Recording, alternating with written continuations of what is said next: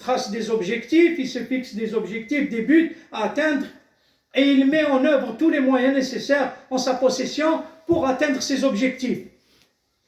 Et la majorité du temps, lorsqu'il n'atteint pas ses objectifs, qu'est-ce qui se passe? La personne se verra énervée, il se met en colère, ses capacités seront amoindries, et il va chercher le bouc émissaire.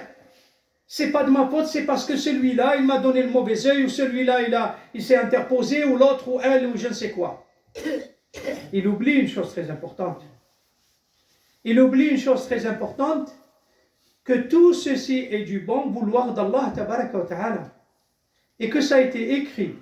Allah tabaraka wa ta'ala, il dit, dans le sens, vous ne pouvez vouloir que si Allah veut, lui, le Seigneur de l'univers.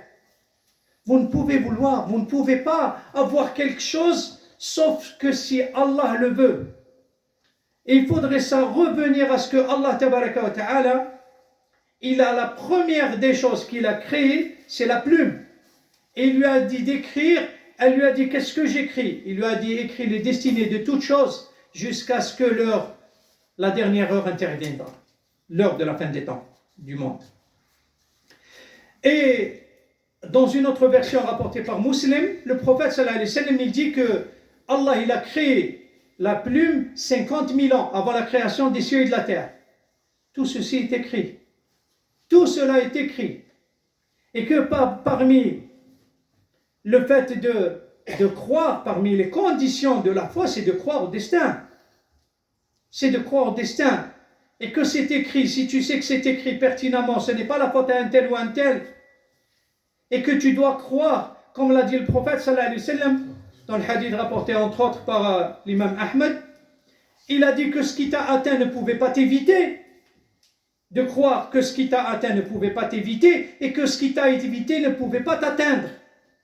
La chose qui t'a atteinte, elle ne pouvait pas t'éviter. Chacun de nous, il va se dire, j'aurais dû faire ceci ou cela, tu aurais dû faire ce que tu veux. Elle allait t'atteindre parce que c'est écrit. Et que celle qui ne t'a pas atteinte, c'est pas l'autre qui s'est interposé, ou c'est pas à cause de l'autre, ou c'est pas à cause de ceci, de cela, mais c'est parce que Allah ne te l'a pas écrit. Tout simplement, elle ne pouvait pas t'atteindre. Et c'est dans ce sens, c'est ça le vrai dogme.